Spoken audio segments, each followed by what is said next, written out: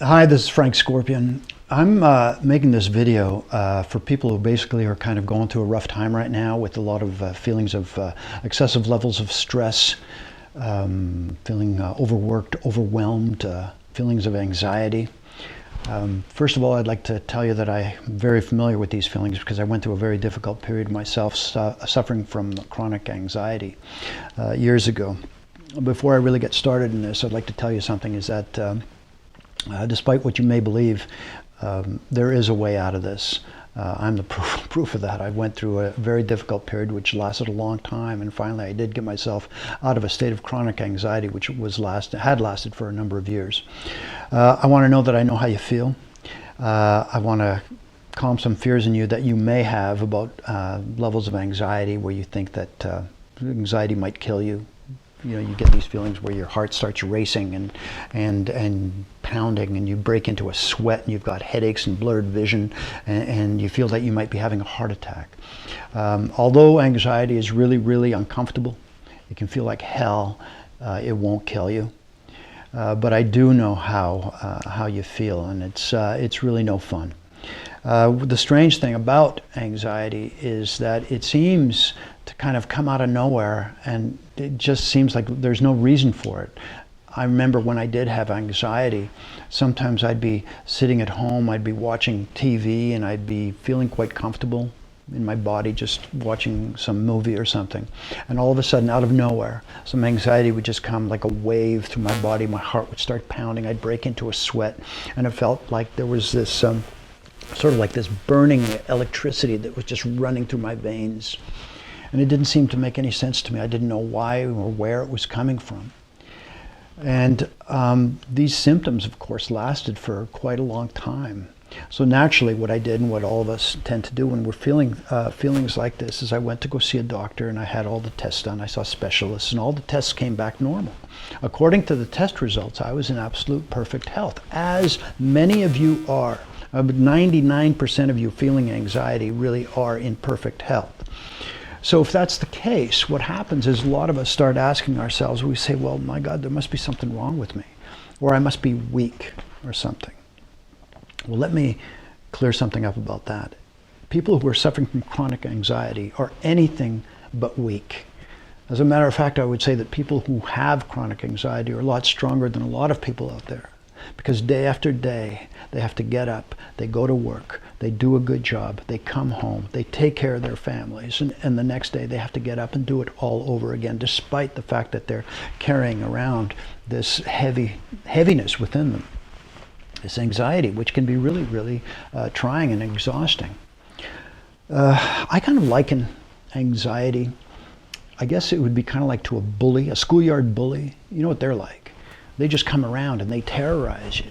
And all of a sudden this bully comes up, and what do? Well, we just don't want this bully around. We just don't want this feeling. We just want to run. We want to hide. We just want it to go away. But this bully just keeps hanging around, and we start asking ourselves, how come I've got this bully after me, and how come the other kids don't seem to have this bully? What is it about me? So then what do? We try and calm the bully down, or we try and run away from the bully, or we try and fight the bully. But if we try and calm it down, we'll either go and with our anxiety, we'll go get a drink, or we'll watch TV, which is what I usually did. Or we'll get onto the internet, we'll eat something, we'll go out and we'll have a smoke. It doesn't really matter, but there's all kinds of ways that we can calm this bully down, and that works, and it works. It works for a while, it really does, but the bully comes back, and we know it comes back. And it comes back often with a vengeance, doesn't it? It comes back even with greater and greater intensity at times. So how do we deal with this? After studying with a lot of different people, and after I found my way out of my anxiety, you know, of course, when we've got it, the natural response is we do resist it. We just want it to go away. We just get angry at it. We get depressed, we get frustrated, but there's always this mental program about the fact that we have this anxiety. We're just in constant resistance to this feeling, which is natural. But there is this saying, which really is very true, and that is, what you resist will persist. And that's exactly what we all do, and that's why our anxiety seems to be persisting, because we don't know really effectively how to deal with it. What I've learned is that anxiety isn't who you are. It's not who you are. And as a matter of fact, you don't even have anxiety. Anxiety is a creation. It's a creation of a mental program that we all have. Everybody's got a mental program that we picked up as kids, and the program is just made out of different beliefs that we've got.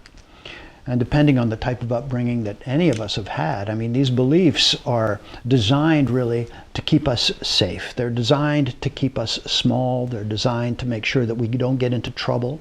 They're designed to make sure that nobody laughs at us or humiliates us or we get punished for anything. It's about not taking our place in life. It's about not really fully expressing who we truly are and coming out and being who we are totally in all of our fullness.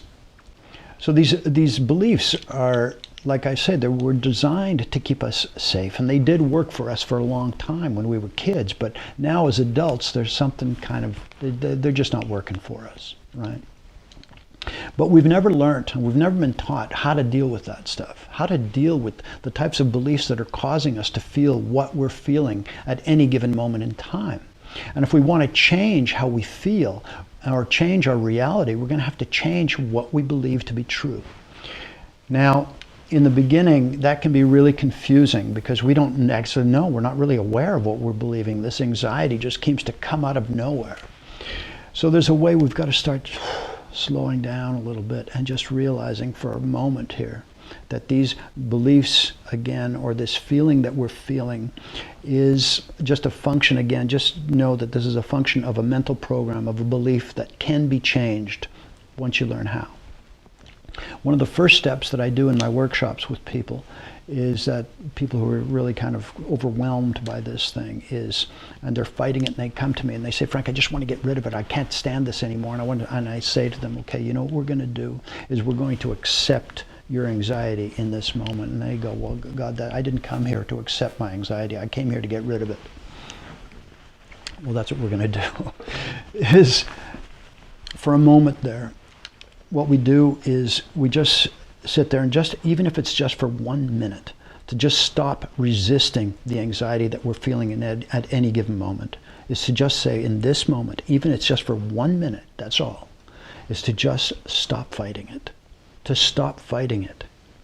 Because we know when we fight it, it just doesn't leave us. It just keeps coming back. As a matter of fact, the more you fight it, the stronger it gets. It just keeps, it's like a muscle.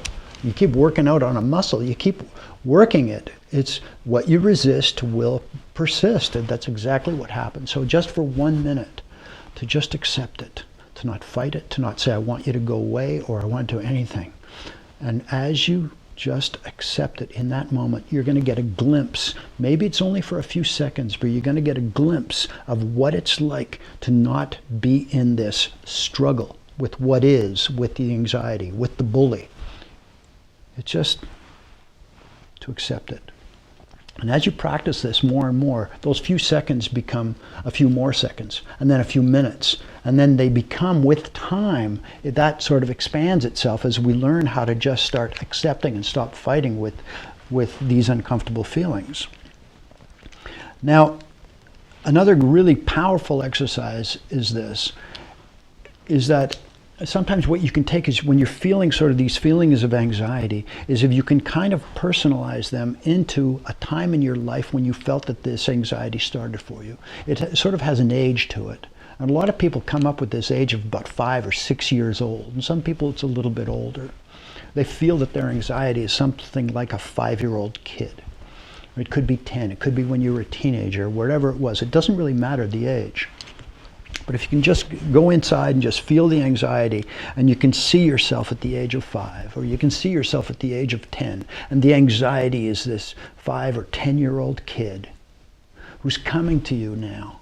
He's seeking love and he's seeking some attention. And instead of resisting that kid, instead of resisting it and running away from it, or seeing it as a bully, you just see it as a kid who's coming to you for some attention. It's coming to you perhaps now as the parent. And I don't want to use all this kind of like woo-woo stuff, the inner child stuff. And, there was a lot of inner child movement work that was done years ago that I'm not really keen on. But if you can just see this anxiety as something somehow separate from you, but is you, and you start giving it love and intention. And you can say things to it in your own mind of, I know you're feeling uncomfortable right now. I know you're afraid right now. I know that you don't feel you're going to get out of it right now, but I just want you to know that I'm here for you. I'm here for you. And in the process of doing that, what we're doing is that we're separating ourselves from the anxiety. We're less identified with it and saying, this is who I am. It isn't who you are. You're the one now who's going to start giving it some love and attention. You have a really powerful effect in you sort of regaining a sense of control and separating yourself from it. These are nothing but beliefs, and I want you to know that, I struggled with this for a really long time. And I found my way out of it. So I want you to know that if I can get out of it, and a lot of people that I know are getting out of it, as you can as well. So I hope this helps. I'm going to be sending more videos out. And what you can do is you can go to my website at frankscorpion.com. If you want, you can sign up to a newsletter and you can ask me a question. Send a question. And I'll try and respond either in writing or in a video where I can address some of the real questions you have about how to deal with this stuff. So take care. Take care. Things get better. They really do. Don't give up.